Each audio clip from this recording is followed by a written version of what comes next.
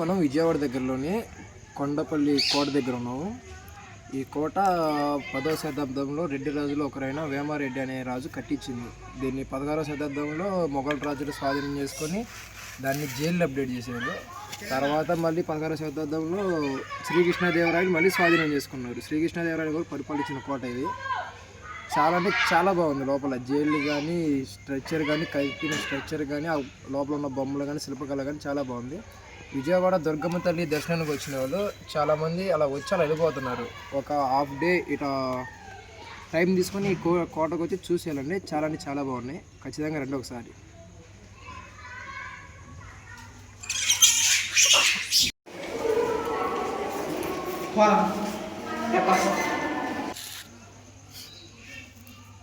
దాని కూర్చోరా వీడియో తీరా.